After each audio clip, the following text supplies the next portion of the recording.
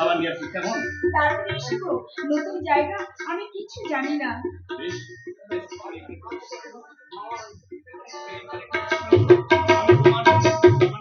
আমি যাবো আর আসবো কেমন।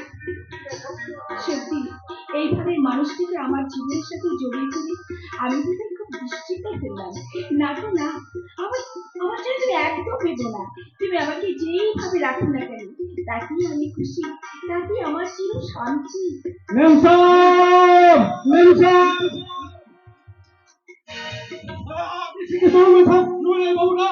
কে আপনি? কে সে বাবু? আর কার কথা বা বলতে আপনি ছুটে এসেছেন? দিদি আপনার সঙ্গে যে বউরা ছিলেন তিনি হঠাৎ গানের মধ্যে চাপা পড়েছেন।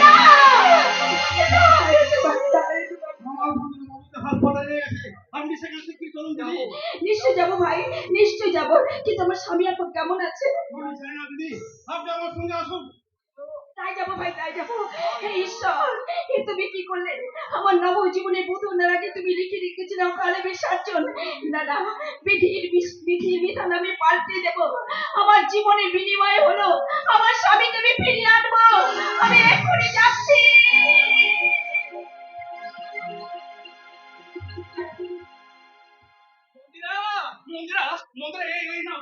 কিছু খাবার নিয়েছি এটার মধ্যে। দেখি মন্দিরা গেল কোথায়? তবে কি আমার মন্দিরা মন্দিরা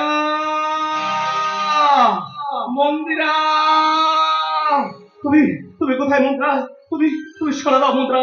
এভাবে তুমি আমার সঙ্গে লুকোচুরি খেলো না। আমার আমার বড্ড ভয় করছে মন্দিরা, বড্ড। দেখি মন্দিরা সারা দিচ্ছে না কেন?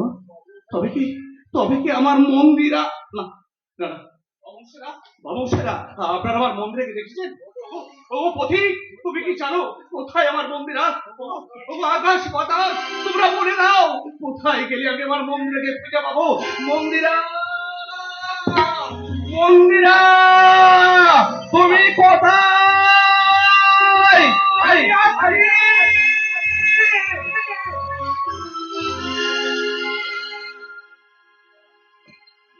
কি হাসপাতালে যে যাবার নাম করে আমাকে তুমি কোথায় আনলে? এটা তো হাসপাতাল নয়। এটাই তো হাসপাতাল। আমার প্রেম রোগ ধরেছে গো। তুমি তোমার যৌবনে নিঃশ্বাস সেবন করিয়ে এই রোগের ট্রিটমেন্ট করো না মাইরি। শয়তান, মিথ্যে কথা বলে তুমি আমাকে টেনে নিয়ে এসেছো। ওদিকে উল্টো আমার স্বামী আমাকে খুঁজে না পেয়ে, না না, আমি সেখানে ভুলে যাবো।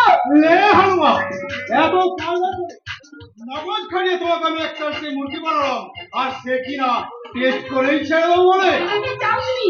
প্রথমত আমি তোমাকে চাই, আর দ্বিতীয়ত আমি তোমাকে চাই, আর তৃতীয়ত আমি তোমাকে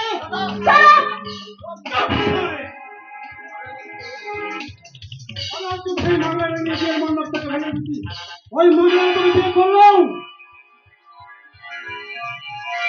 তোর বড় ধৈর্যটা করবো, কিন্তু আমি কি ভেবেছিস তুই?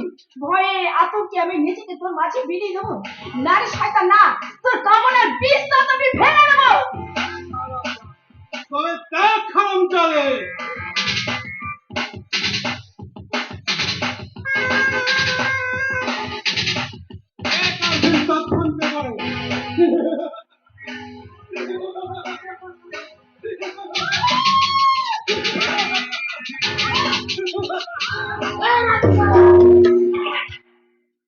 এত যত রাজপর্দা তুই কেলে ভদ্র মলিকের কাপে ওনার উপর শ্লীলতাহানি করতে হাত তোটা, তোর হাত দুটো আমি ভেঙে দেবো শয়তান।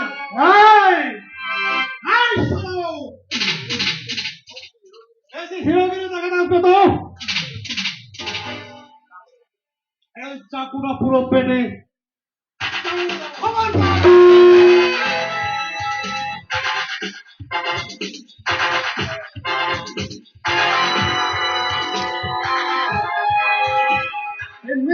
কতগুলো সমাজ বিরোধীর জন্য আজকে সমাজের দুরবস্থা। আমার হাতে যদি ক্ষমতা থাকতো ওদের আমি এই তো ভদ্র মহিলা জ্ঞান ফিরেছি। আর আপনার কোনো ভয় নেই ম্যাডাম, আর আপনার কোনো ভয় নেই। ভয় বলছেন কেন? সেদিনই একটা গুন্ডা আপনাকে কোনটা? কই? কোথায়? আমি এখানে কেন? আশ্চর্য। আমি কি? আপনি বা কে? আশ্চর্য, আমি কে মানে? দেখে তো মনে হচ্ছে আপনি নববিবাহিত। তাহলে আপনার স্বামী কোথায়? আমি জানি না, আমি কিচ্ছু জানি না। আমি কে, কোথা থেকে এসেছি, আমার স্বামী আছে তো সে কোথায় আছে আমি কিচ্ছু জানি না। How strange! বলো কি ওই ভদ্র মহিলা স্মৃতিশক্তি হারিয়ে ফেলেছে? বাবু মশাই, বাবু মশাই, বলুন না আমি কে, আমি কোথা থেকে এসেছি, আমার স্বামীকে আমার কাছে এনে দিন না। আমার স্বামী। ম্যাডাম, ম্যাডাম, সে কি? উনি তো আমার জ্ঞান হারিয়ে ফেললেন। আমার মনে হয় গুন্ডারা ওনাকে এখানে এনেছে। এই মানুষটাকে আমি একা রেখে যাবো কি করে? আবার ওকে নিয়ে গিয়ে রাখবো কোথায়? জ্ঞান থেকে যদি উনি ওনার স্বামী খোঁজ করতে থাকে। করবো না মানে? আচ্ছা তোর আক্কেল কি বলতো সম্পদ? তুই যে বিয়ে করবি না বলে একেবারে ভীষ্মের প্রতিজ্ঞা করে রেখেছিস, আর সেটা না হয় আমরা জানি, কিন্তু তোর দাদু তো জানে না। তোর দাদু তোর বিয়ের জন্য মেয়ে ঠিক করে ফেলেছে শুনে তুই রাগ করে বাড়ি থেকে চলে এলি।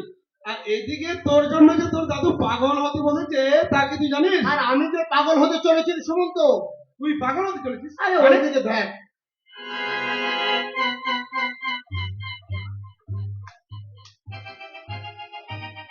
এ কি রে? এই যে নববিবাহিত মেয়ে ছিল মনে হচ্ছে, তা তোর দাদুকে সারপ্রাইজ দিবি বলে কি তুই এই মেয়েটাকে হঠাৎ করে বিয়ে করে ফেলি নাকি রে? তোর ছাড়া বিয়ে করতে আমার বয়ে গেছে। তাহলে ওটাকে তুই আমায় বাঁচা ভাই। ওই ভদ্রমহিলা স্বামীকে ফোন করে গুন্ডারা ওনাকে এখানে তুলে এনেছেন। উনি ওনার নাম ঠিকানা কিছুই বলতে পারছেন না। আবার স্বামী খোঁজ করতে করতে জ্ঞান হারিয়ে ফেলছে। তাই আমি বলছি তুই তো ওনার স্বামী পক্ষী দিয়ে ওকে তো বাঁচাতে পারিস না ভাই। তোর কি মাথা খারাপ হয়ে গেছে সম্পদ? আর যদি কখনো ওই ভদ্র মহিলা স্মৃতিশক্তি ফিরে না আসে, তাহলে কি সারাটা জীবন আমাকে ওনার স্বামীর অভিনয় করে যেতে হবে নাকি? আরে পক্ষী কেন বলছিস? তোর স্মৃতিশক্তি না ফিরলে তুই সত্যি সত্যি ওর স্বামী হয়ে। তুই কি পাগল হয়ে গেছিস সম্পদ? কোথাকার কে ভদ্র মহিলা তার জন্য কিনা তুই? প্লিজ সুমন্ত, তোর একটু সহানুভূতির জন্য ও ভদ্র মহিলা যদি একটা নতুন জীবন ফিরে পায়। কিন্তু সম্পদ তুই তো জানিস আমি সেই মেসের মধ্যে একটা ছোট্ট ঘরে কোন রকমের রাত কাটাই। বউকে নিয়ে ভাড়া ঘরে থাকার মতো সামর্থ্য আর আমার কোথায় বল? তাহলে তুই কি ওই মেয়েটাকে গ্রহণ করবি না? গ্রহণ করতে পারি, কিন্তু একটা শর্ত। কি শর্তে? তোর দাদু তো নাচ বউ দেখবার জন্য একদম পাগল হয়ে উঠেছে, তাই বলছিলাম কিছুদিনের জন্য তুই এই ভদ্র মহিলাকে তুই তোর বউয়ের পরিচয় দিয়ে তোর বাড়িতেই রাখ, আর আমি ওনারই কোনো একটা মাস্তুত পিস্তুত ভাইয়ের সম্পর্ক নিয়ে তোর বাড়ি যাতায়াত করবো। তারপর ভালো একটা চাকরি পেয়ে গেলে আমি আমার বউকে তোর বাড়ি থেকে নিয়ে চলে আসবো। তুই রাজি কিনা বল? আমি রাজি। কেন জানি না, ও ভদ্র মহিলার প্রতি আমার ভীষণ মায়া হচ্ছে। তাই ওনার ভালোর জন্য কিছুদিনের জন্য আমি ওনার স্বামীর অভিনয় করতে রাজি। আমার স্বামী, আমার স্বামী কোথায়? এই তো আমার স্বামী। তুমি আমার স্বামী? তুমি এতক্ষণ কোথায় ছিলে গো? এতক্ষণ কোথায় ছিলে? কি করছো? আমি তো ছিলাম, এখানে ছিলাম। গো, আমরা কোথা থেকে এসেছি গো? আমার তো কিছুই মনে পড়ছে না। আমার নাম কি গো? সাথী। সাথী? আপনার নাম সাথী? আমার নাম সাথী। সাথী, শোনো সাথী, আমি তো বস্তির মধ্যে একটা ঘরে থাকি, তাই তোমাকে সেখানে নিয়ে যাওয়াটা ঠিক হবে না। তাই বলছি যতদিন আমি একটা ভালো চাকরি পাচ্ছি ততদিন তুমি আমার এই বন্ধুটির বাড়িতে থাকবে। আমি অবশ্য মাঝে মধ্যে সেখানে যাবো, তবে আরেকটা কথা, বন্ধুর বাড়ির লোকজন তার বন্ধুর বউকে বেশি দিন থাকতে দেবে না। তাই বলছিলাম আপাতত তুমি সেখানে আমার এই বন্ধুটির নকল বউ সেজেই থাকবে। সে কি কথা? আমি তোমার স্ত্রী হয়ে কিনা তোমার বন্ধু নকল বউ সেজে থাকবো? কিছু মনে করবে না বৌদি, একটা বিশেষ পরিস্থিতির পরে আমরা এই অদ্ভুত সিদ্ধান্ত নিতে বাধ্য হয়েছি। শুধু আপনার ভালোর জন্য, শুধু কিছুদিনের জন্য আপনি আমার দাদুর কাছে আমার স্ত্রী অভিনয় করে চলুন। দাদু ভাই, দাদু ভাই, দাদু বোধ এদিকে আসছে।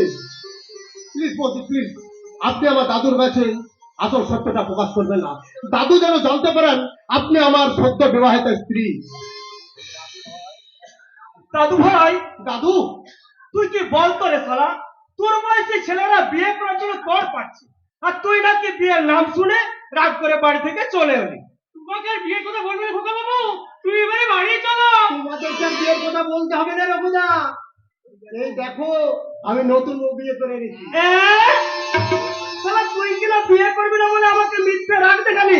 যাক শালা, তোর সঙ্গে আমার আড়ি। এবার থেকে আমার যত ভাব এই নাচবো এর সঙ্গে। আয় তো নাচবো, তোকে প্রাণ ভরে আশীর্বাদ করি।